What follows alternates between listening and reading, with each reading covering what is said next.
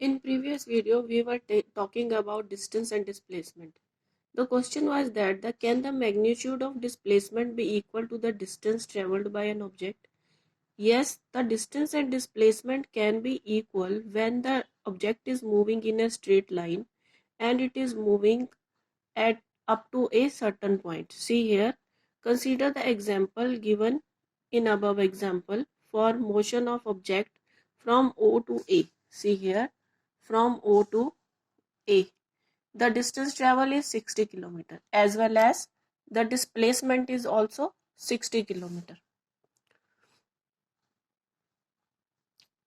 O to A, but when the object is moving in backward direction from O to A and back to B, the distance covered will be, and then from A to B back, then the distance covered will be 60 plus 25. 5 plus 5, 10 plus 5, 15 plus 5, 20, 20 plus 5, 25.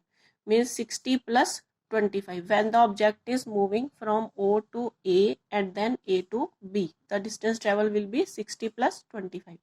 However, the displacement will be the shortest distance between the initial position and the final position, and that will be 35 kilometer. The displacement will be 35 because the shortest distance between O and B is 35 kilometer.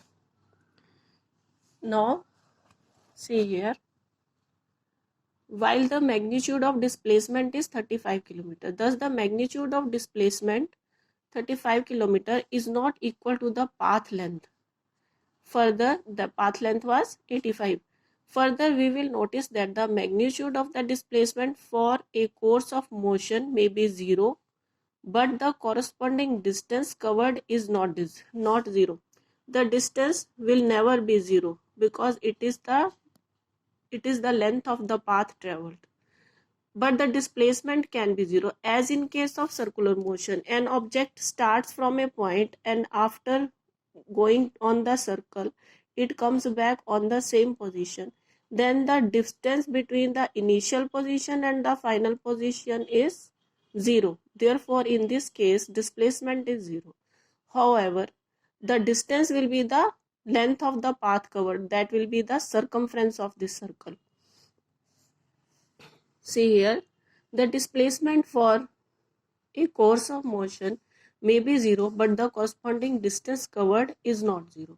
If we consider the object to travel back to O, the final position of object to travel back to O, the final position coincides with the initial position. Therefore, the displacement is 0. However, the distance covered in this journey will be OA plus AO, that is 60 plus 60, 120. See here, the object start from O, then goes to A, then back to O. Then the displacement will be 0. However, the distance traveled will be OA plus AO, that will be 120 kilometer. Thus, two different physical quantities, the distance and the displacement, are used to describe the overall motion of an object and to locate its final position with reference to its initial position at a given time.